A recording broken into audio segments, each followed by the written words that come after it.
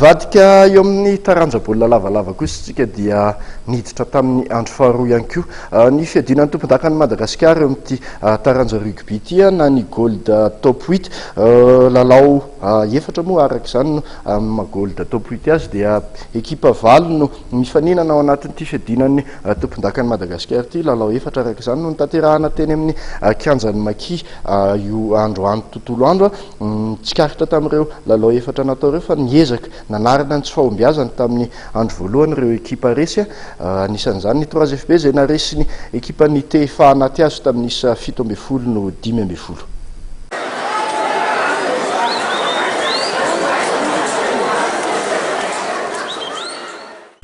Saika nahavita nanarina ny tsy fahombiazana avokoa ireo ekipa resy tamin'ny andro voalohany nandritra ny andro faharoan'ny fiadinan'ny tompon-daka nasionaly taranja rugby na ny gold top 8 natao teny amin'ny kianjan'ny Maki Andotapenaka androany.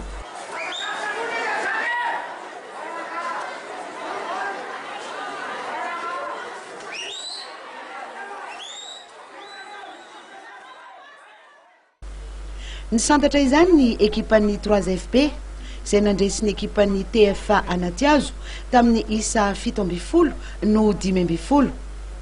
Efa nitarika tamin'ny isa 4-3 ny ekipan'ny ministeran'ny fahasalamana teo amin'ny fialan-tsasatra.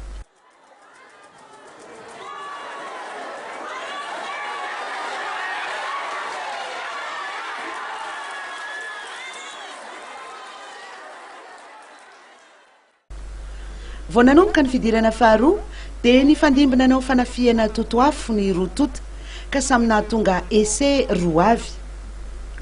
Teo dia nitarika 15 no 14 ny pilokely.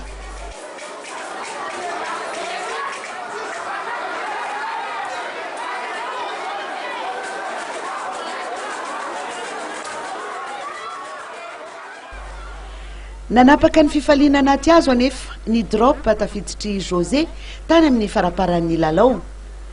Niezaka nanatratra nelanelana ihany ny TFA anaty azo tao anatin'ny 10 minitra farany saingy tsy nahavita.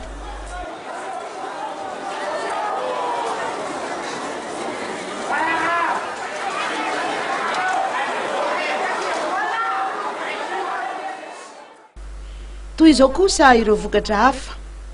Ny Kosfa no nandresy ny TFMA tamin'ny isa 17 no ny 14.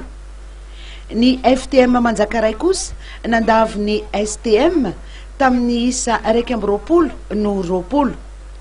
Any UASC nandresy ny IRC tamin'ny isa 13 no ny 3.